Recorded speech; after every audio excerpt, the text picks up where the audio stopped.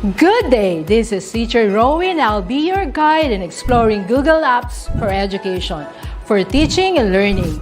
In Google for Education, teachers can connect and collaborate easily while staying on task. It gives teachers the freedom to spend more time personalizing the learning experience and less time managing it. Students can learn essential skills such as 21st century problem solving, which they can use it in their future careers.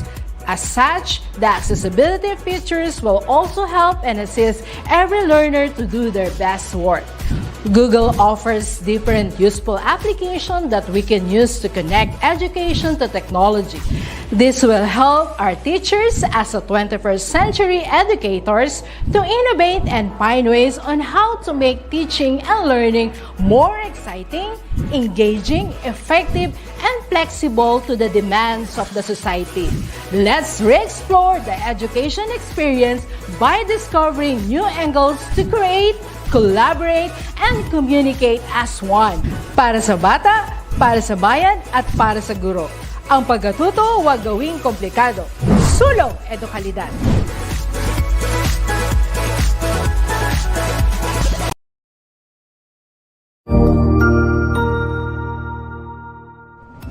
Magandang araw, Sir Wilbur po, at your service. Narito ang ETUlay upang gabayan ka sa inyong pag-aaral upang lubos na maunawaan ang iba't ibang paksa o subject. Ang ETUlay ay isang free online tutorial class na pinangungunahan ng ICT's Educational Technology Unit sa pamumuno ni Undersecretary Elaine Del P. Pascua. Ang programang ito ay hindi lamang para sa mga bata, kundi ito rin ay magsisilbing gabay sa mga magulang at mga guro kung paano nila ituturo o gagabayan sa bawat asignatura ang kanilang mga anak o mga estudyante. Sa kasalukuyan, ang self-learning module mula sa rehiyon ng Calabarzon at kilala sa tawag na Pivot ang ginagamit sa ating ETUlay online class. Kaya ano pang hinihintay ninyo? Ihanda na ang inyong mga ballpen o lapis, papel o kwaderno at samahan kaming itulay ang pagkatuto para sa bawat batang Pilipino. Sama-sama tayong magtutulungan para malampasan ang mga hamon sa panahong ito. Halina't matuto kasama ang inyong online tutor sa oras na ito.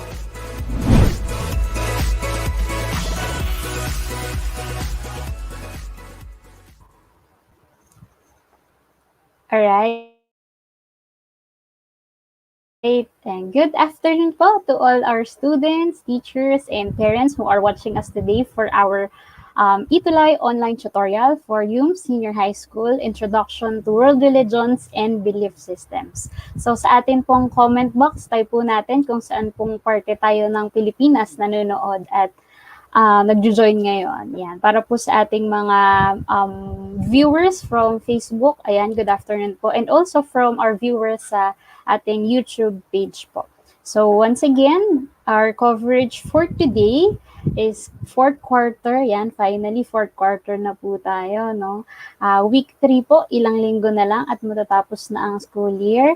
For this week po, we'll be covering about the comparative analysis of Hinduism, Theravada, Buddhism, and Mahayana Buddhism. Yan. Para sa ating mga students and teachers, ayan, kindly stay with us po because this will be an interesting topic to discuss, that we will discuss today. Okay. So, ayan, si Sir Jerry Lou Masiglat from YouTube, I think. Yan, from Pampanga si Sir. Yan, good afternoon po. So, once again, live po tayo sa ating DepEd Edtech Unit Facebook page, sa ating DepEd Philippines and DepEd tayo Facebook pages. And nandito rin po tayo live ngayon sa ating YouTube channel sa DepEd Edtech Unit and DepEd TV. So, I am Tutor Anna from SDO Las Piñas, Las Piñas City National Senior High School, CAA Campus. Hello po sa atin dyan sa Las Piñas. So, this is once again, Introduction to World Religions and Belief System. Every Thursday po, we have this session, 5:20 to 6 p.m. So, check out po natin ang ating Facebook page and ang ating YouTube channel. Ayan, sige. So, ating comment box, kasama natin si Miss Tina Vinluan from BBNHS Dagupan. Wow, layo ni ma'am. Si Sir Jerry Luyan from Pampanga. Yeah, si Sir Jerry Luyan. Hello po sa inyong lahat dyan. Alright, sige. So, for quarter 4, week 3 ng World Religions, for the end of the session, we'll be able to hopefully discuss and explain the uniqueness and similarities of Mahayana and Theravada Buddhism. So, today's session is somehow just a summary of the basic concepts that we've discussed in comparison to both of the Buddhisms that we had, the Theravada and the Mahayana Buddhism. Alright? Sige po. So before we proceed with that, review po muna tayo before we focus on the analysis and the comparison. So from last week's topic, ayan, Terra or Maha. Yan.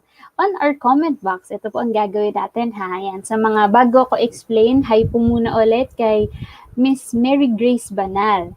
Good afternoon po, watching from SDO Quezon.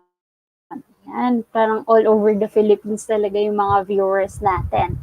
So, hello po, stay tuned lang po dyan, no?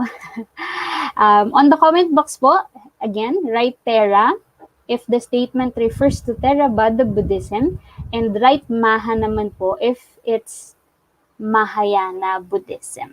Alright? So, ganun po. Review po muna tayo nung Theravada and Mahayana Buddhism. Let's see if you know concepts and terms po na discuss natin from last week. Yan. Are you ready? Ready na po ba tayo? Sige. Sa mga viewers natin na ngayon, students and teachers, and even maybe parents, ayan. Type po sa ating comment box ang 1 if you're ready for our review. Type 1 lang po tayo dyan sa ating comment box. So that we know na kayo ay ready na nga at handa na sa pagsasagot ng ating reviewer questions for today. Yan, taga Quezon Science High School, si Ma'am Mary Grace. Ayan. Hello po, ma'am. Hopefully, may makita din tayong students, no, na mag-join sa atin ngayon and we'll know kung ready na din ba sila sa pagpo-participate today. Okay? So, wala pa ako nakikitang comment, but anyway, we'll proceed na po. Tapos, just type your answer as you see the questions on our live stream today. Okay? Sige po. Let's proceed. Let's go with number 1. Terra or Maha? Write on the comment box. Believes in Bodhisattvas. Ayan. Ano po ba ito? Theravada Buddhism or Mahayana Buddhism? Kung Theravada po ito, write Terra.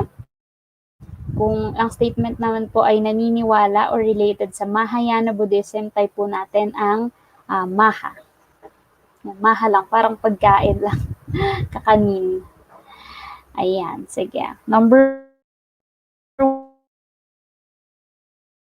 1, again, the question is, believes in Buddhism. Is this po? Ayan, sabi ni Sir Jerry Lu Masiglat, it's Terra. May sagot din siyang Maha. Hindi natin sure kung alin talaga din yung sagot. But anyway, ayan, good afternoon po muna kay Mr. Fiel Barakia, watching from Jesus A. Ramos, NHS, Manukan 2, District Zamboanga del Norte Division. Ayan, sige. Hello po. Ayan. So to answer our question number 1, the correct answer is, this is Maha. Mahayana Buddhism po ito. Bodhisattvas is a term na ginagamit po nila para sa mga taong malapit nang ma-achieve yung nirvana or yung pagiging Buddha, but pinili nila na hindi maabot yon para tulungan din yung ibang tao na nag-desire makaabot ng Buddhahood. Kumbaga, they are guides for the people to achieve Buddhahood as well. Okay? Ayan, sige po. And then, number 2, let's see. Question number 2, is this Terra or Maha? Sacred scriptures are written in Pali language. Is this Terra or Maha? Yan, let's see. Yan, active si Sir Jerry Lu sa Facebook natin. Ang sagot niya is Maha. How about the others po? Meron po bang gustong mag-try?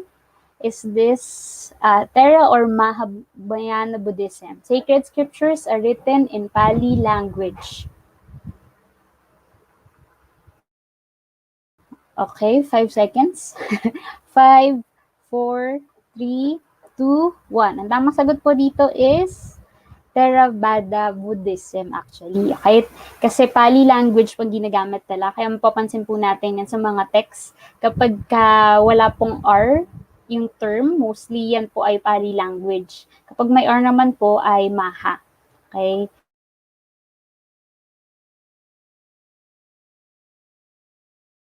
Parang Dharma, Karma, yan. Pero kapag wala pong R, mostly yung text na Indian sounding or concept ng Buddhism, Theravada Buddhism po yun kasi Pali language yung ginamit nila. Alright? Next one, number 3. Yan, let's see. Believes that Buddha is a mere human being who achieved nirvana. Yan, is this Thera or Maha? Tingnan po natin.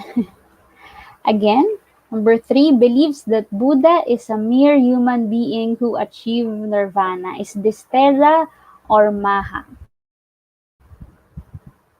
Theravada Buddhism or Mahayana Buddhism? Sige.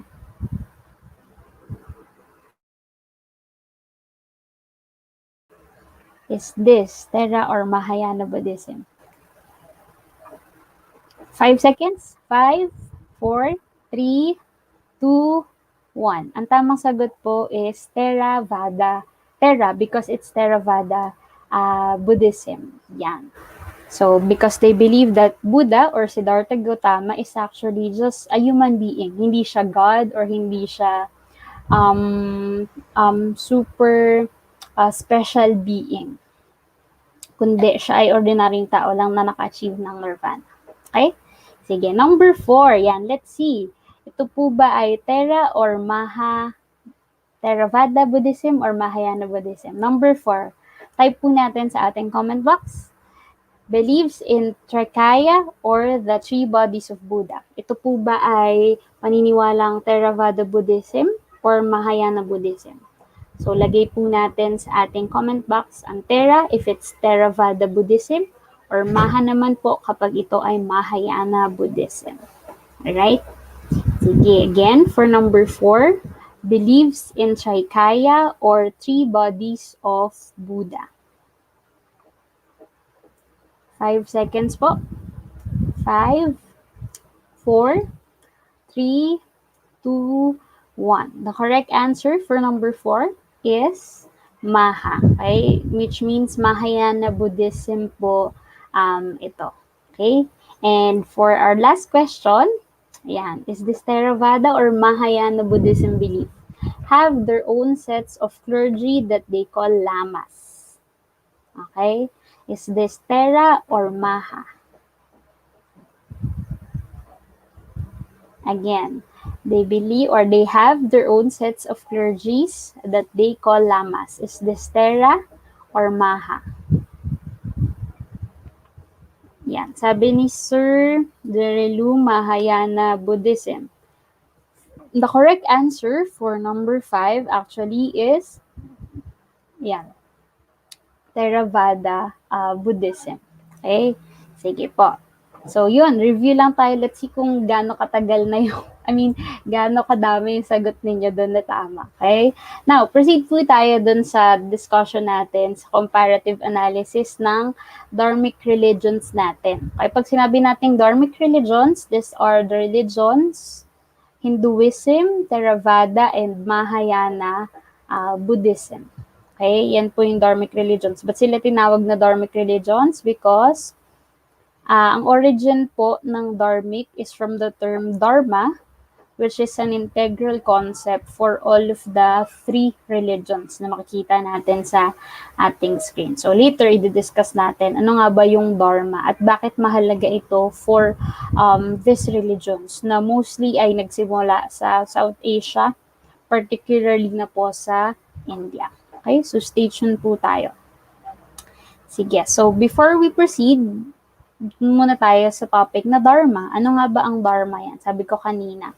Dharma for Hinduism, mag-iba po kasi, though slightly parehas, pero may pagkakaiba po sa pagkakagamit ng term na Dharma for Hinduism and sa Buddhism po, whether it's Theravada or Mahayana Buddhism.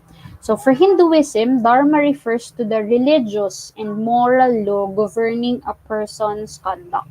So for Hinduism, Dharma is somehow like their ethics. Ano nga ba ang tama or mali? Ano nga ba ang forbidden? Ano nga ba ang corrupted ideas and concept? Yun yung Dharma para sa kanila. And people should know their Dharma or ano nga ba yung tama or mali nilang ginagawa base sa ipinagkalob sa kanilang social status. Okay, so that's for Hinduism.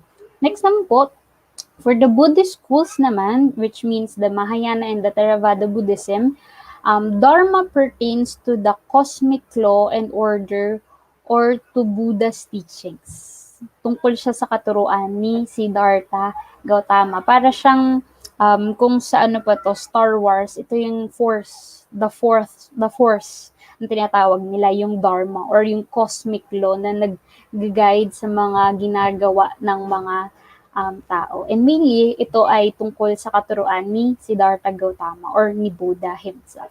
Okay? So, that's Dharma for Hinduism and Buddhism. Okay?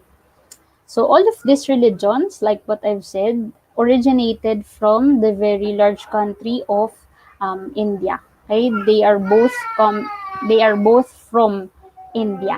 Okay? So, dito po sa part na ito ng India, sa northeastern part ng India, nag-originate ang mga religions na ito. For Hinduism po, it is founded in the Indus Valley civilization, though hindi po talaga naitatala sa kasaysayan kung anong exact na oras, petsa, pagkakataon sa ating kasaysayan nagsimula ang paniniwalang ito.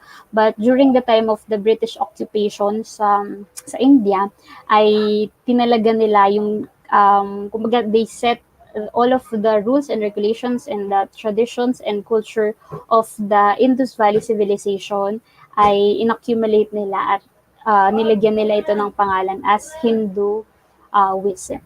That's why we have the name Hinduism as the religion, right? And then for on the other hand, for Buddhism naman po, it traces to the origins in North India around 6th century BCE naman po. So mas nauna po ang Hinduism compared sa Buddhism because Buddhism is just an offshoot of Hinduism. Dahil may mga indifferences and may mga stereotypes and inequalities na nangyayari under the religion of Hinduism, ay si Siddhartha Gautama po as the Buddha was the one who introduced a set of belief na nagpabago sa paniniwala ng mga Indians by their time.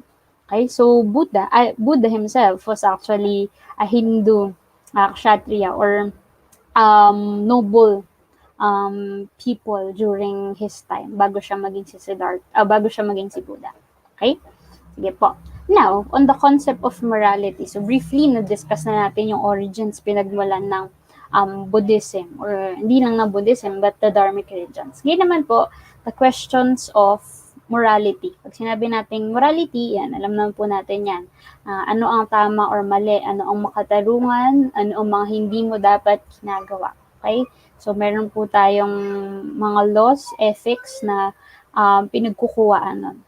So, for Hinduism, ang pinaka-main concept and idea nila on morality is based on the moral values of the karma and the dharma. Ay kanina po nabanggit natin, dharma for them is the moral law or the code that they have to follow sa kanilang religion.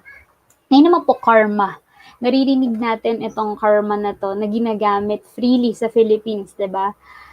Ano ba yung madalas nating nire-relate dito? Wag mong gagawin yan kasi baka makarma ka, 'di ba?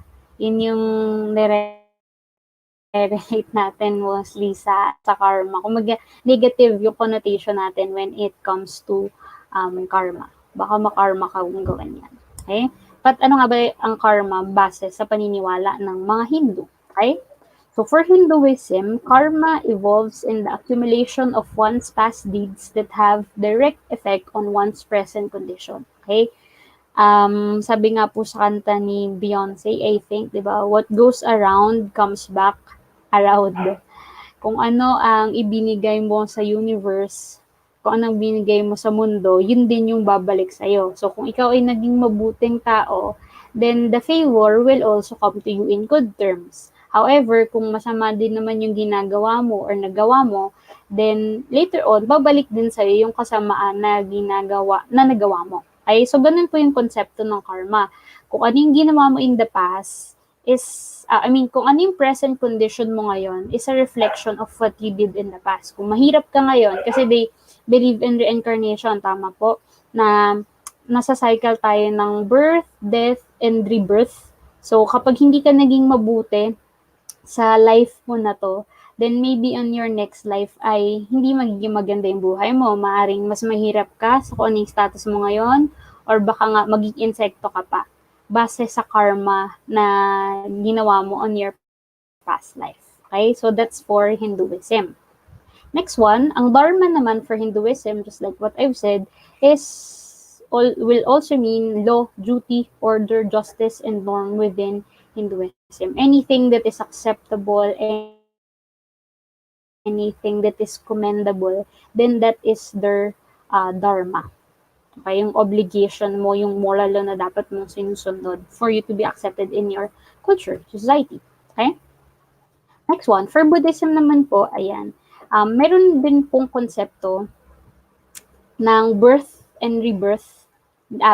death, and rebirth ang Buddhism. Yun nga lang po, mas nagkaroon sila ng freedom or democracy para makalaya dun sa cycle na yon, through following nga po the Four Noble Truths, the Eightfold Path na pinresent ni Siddhartha Gautama. Okay, so similarly, the cycle of rebirth persists in Buddhism, and succeeding lives may be affected by the moral laws of cause and effect or the karma. Meron ding konsepto ng karma. Yun nga lang po, tulad ng sinabi ko, meron silang kalayaan.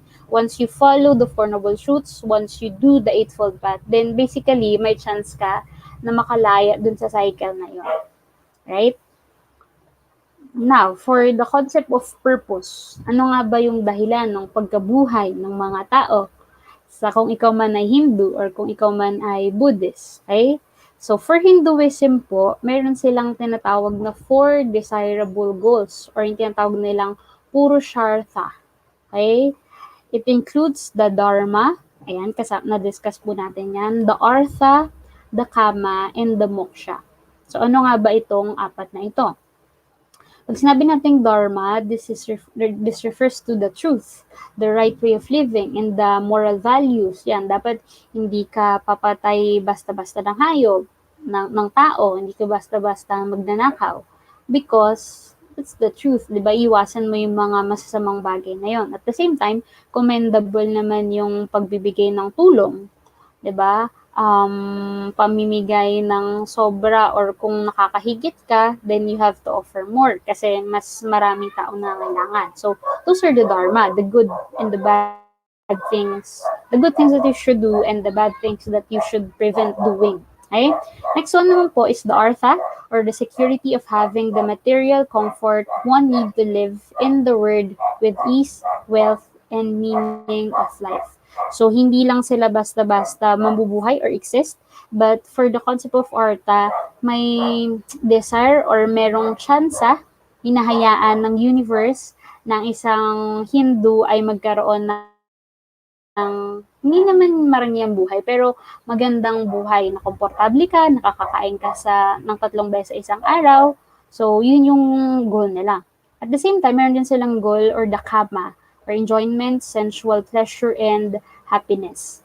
Ito po, minsan na nagkakaroon ng misconceptions about this because of the concept of Kama Sutra. If you're familiar with that, meron pong meron po silang book na nagde-describe ng iba't ibang sexual position na pinapakita po sa Kama Sutra. But hindi lang po siya entirely about that. It's about happiness and enjoyment na dapat din nilang ma-achieve or dapat ding maging goal nila sa buhay.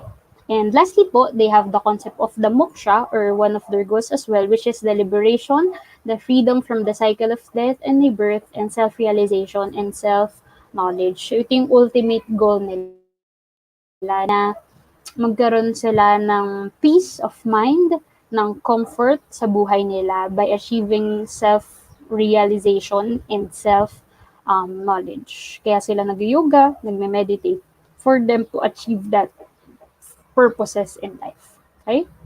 Next naman po, for Buddhism naman, ayan, ang goal talaga ng Buddhism is to terminate all forms of suffering. At magagawa lang po nila yon sa pamagitan ng paglayo nila sa sarili nila sa mga pleasures and impermanent entities ng mundo. Okay? For example, cellphone, yan. Ano siya, permanent siya sa atin, tangible siya, pero hindi siya ganun ka-importante in the whole being of a person. Dahil kaya mo namang mabuhay ng wala kang cellphone, yun nga lang, hindi ka komportable. So, kaya dapat daw nagkakaroon ng problema yung mga tao, according to Buddhism, is because we cling on the things that are basically with no lasting value. Kaya yun yung gustong ma-achieve ng Buddhism. In Theravada Buddhism, ang ginagawa nila para ma-achieve yung purpose nila na yun is to enjoy monastic way of life. Yung lalayo sila sa mga tao, magbe-meditate sila, or as much as possible ay hindi sila lalapit sa pleasures in life. For Mahayana Buddhism naman, they do this by offering enlightenment to anyone, hindi lang para sa mga priest or para sa mga monks nila, but for all those who want to join or who want to achieve nirvana. Kahit na ikaw ay ordinaryong tao, kahit na ikaw ay hindi ganun ka-religious or ka-spiritual, as long as you want to achieve that, then basically, magagawa mo yun by the help of the many sanghas and the bodhisattvas na meron sa kanila. Okay? Next one, destiny naman. Ayan, destiny. Saan ba mapupunta ang mga tao of Hinduism or Hindus and the Buddhists? Okay? For Hinduism, meron silang tinatawag na konsepto ng Atman or the eternal soul that is being reborn millions of times and in many forms subject to moral law of karma. Ayan. So, meron silang eternal soul na tinatawag. However, itong eternal soul na ito ay subject pa din sa sa pagkakaligaw, yan. Dahil nakatira nga pa rin tayo sa earth, sa mundo, 'di ba? So, ang kailangan nilang gawin para makabalik sa light at lumayo sa darkness yung Atman or the eternal soul is to continuous meditation, yoga, ayan, yung konsepto po na iyon ay nagsimula talaga sa Hinduism because they want their eternal soul or the Atman to achieve light or to get away from darkness. Kaya sila nagbe-meditate. Yung main, talaga nila, main practices ng Hinduism. Okay? For Buddhism, of course, they also have that.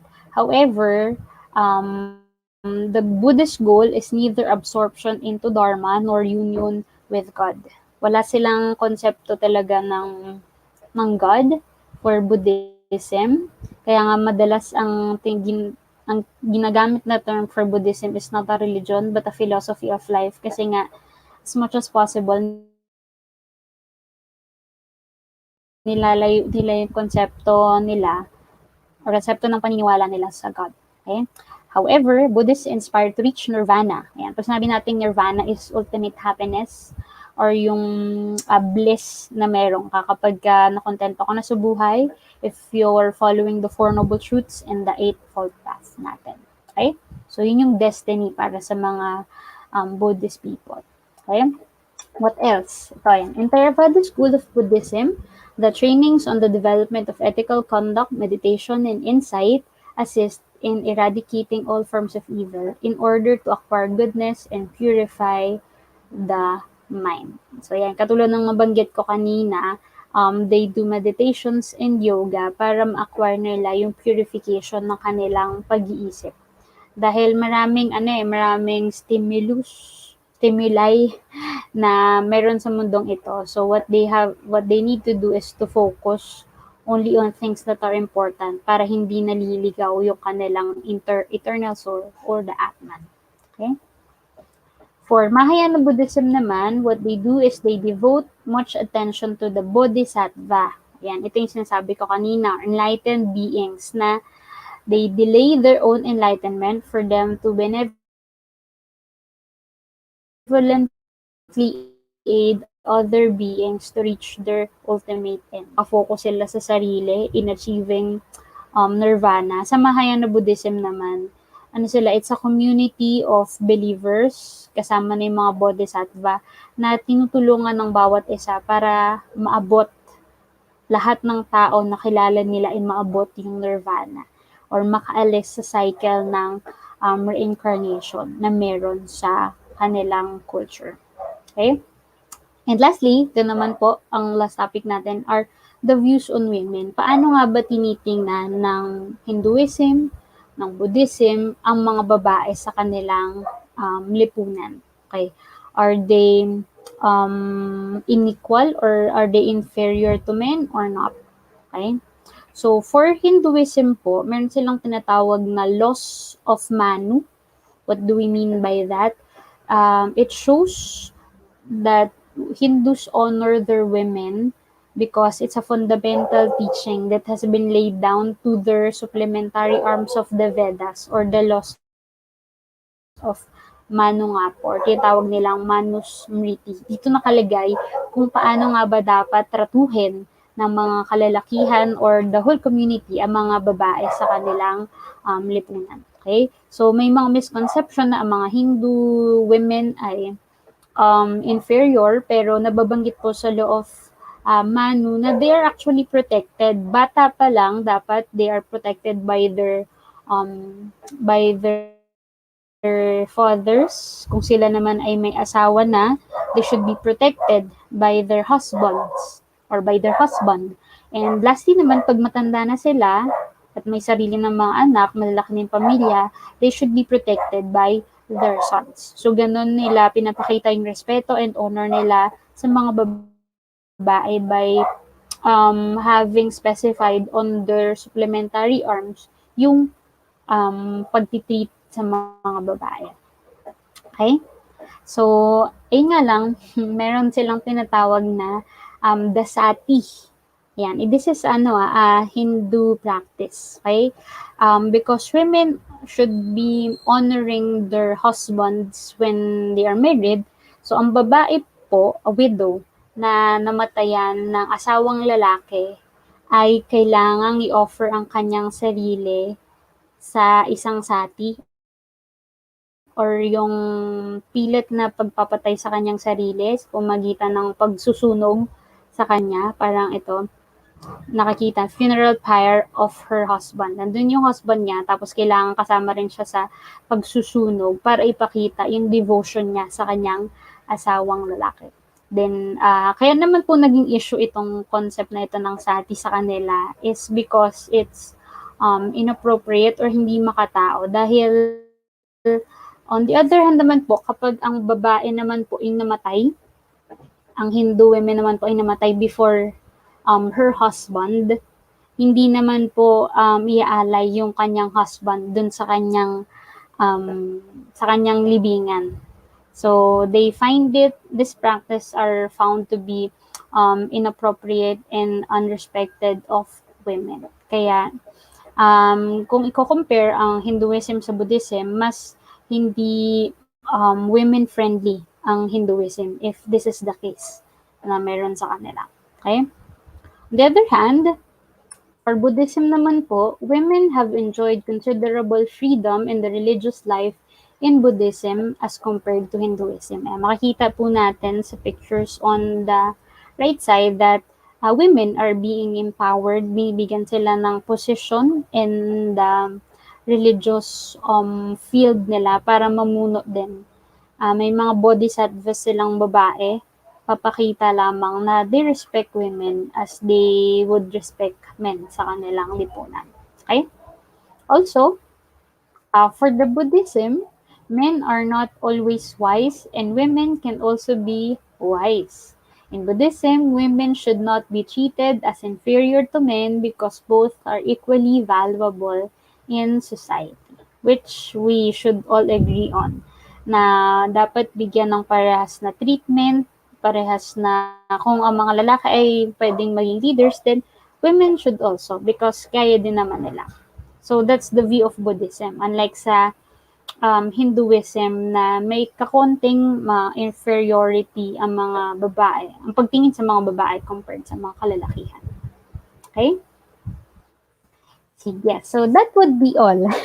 Basically, yun yung summary natin nung pagkakaiba at pagkakapareha sa paniniwala ng Hinduism and Buddhism. Now, let's proceed with our pop quiz.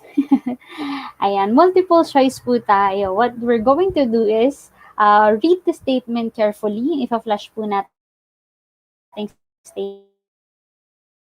statement here and write the letter of the correct answer on the comment section, and especially to those who are watching with us now. Okay? So, ready na po tayo? Alright, so if we're ready, ayan. So, let's start with question number 1. Okay, so I'll read, and then on our comment box po, type po natin kung ano yung sagot ninyo for the following questions. Okay?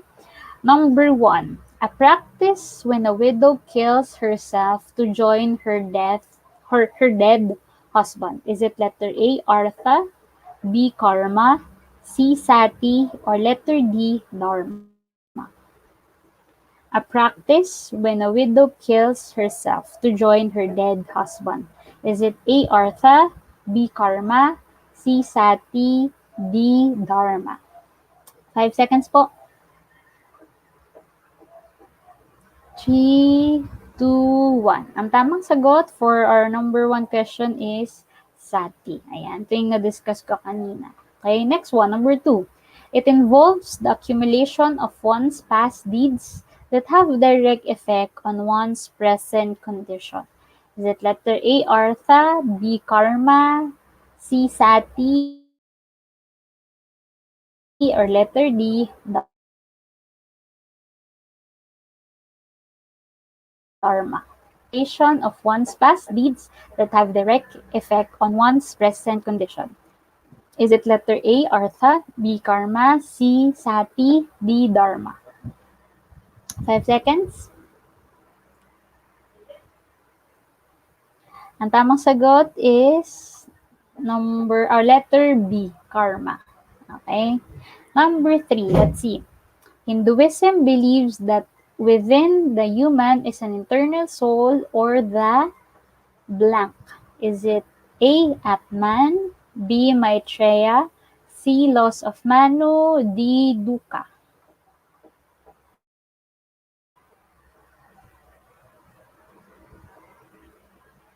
Five seconds.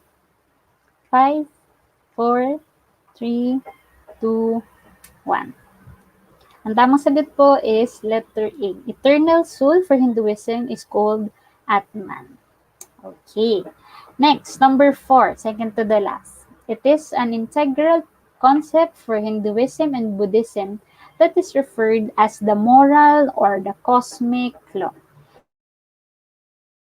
Is it A, Artha, B, Karma, C, Sati, or letter D, Dharma? Ano pong sagot natin dito? It is an integral concept for Hinduism and Buddhism that is referred as the moral or cosmic law. A, Artha, B, Karma, C, Sati, D, Dharma. Ayan. The correct answer, ayan, may nagsagot sa ating comment box. Si Miss Ruth, sabi ni Miss Ruth Pamitan, it's letter D. So the correct answer is, ayan, correct po kayo ma'am. It's letter D, Dharma, or the moral or cosmic law for the Buddhism and Hinduism. Okay, and last question. These supplementary arms of the Vedas that includes texts about honoring Hindu women. Is it A, Atman, B, Maitreya, C, Laws of Manu, or letter D, Dukkha? Again, these supplementary arms of the Veda includes texts about honoring Hindu women? Is it A. Atman, B. Maitreya, C. Laws of Manu, D. Dukkha? Yan. Ano pong sagot natin dito? 5 seconds. 5, 4, 3, 2, 1. The correct answer for number 5 is letter C. Ayan, tama si Miss Ruth. It's letter C, laws of Manu. Or Manusmriti naman, yung ginagamit din nilang Sanskrit term for that. Okay? So, good job po sa mga nagsagot. Ayan, thank you, Miss Ruth, for joining us on our pop quiz. Okay? So, ito naman, at thinking hat lang, just a question that we can ponder on maybe later or pwede nating i-type sa ating comment box. Ayan. Katulad ng nabanggit natin kanina, karma is a Hindu term na present din po sa ating paniniwala bilang mga Filipino. Now, the question is, how is the concept of karma being used by Filipinos on a daily basis? Paano nga ba at ano nga ba yung naidudulot ng concept ng karma sa mga Filipino? Ayan, yun po yung ating pwedeng pag-isipan. Ano nga ba at paano nakaka-apekto kaya ang karma? Ano ang karma para sa mga Pilipino at paano nakaka-apekto ito sa pang-araw-araw nating buhay? So, yan po. Maybe you can ponder on that later and type on our comment box kung ano po yung sa tingin ninyong ano ito at paano nakaka-apekto sa ating mga Filipino. Okay? So, for our references po, we have here sa ating slide, makikita yung ating references alongside with the modules po na meron na ginagamit din po ng ating mga estudyante or kayo po bilang mga guro for Introduction to Religion. So, that would be all. Thank you for all of you who've watched and who've stayed until the end para po sa ating ETUlay session today. So, for comments, suggestions, and email us at edtech@deped.gov.ph. So, I am Tutor Anna from SDO Las Piñas City National Senior High School CAA Campus, and see you again po next week, and let's stay tuned for As for High School. Bye po!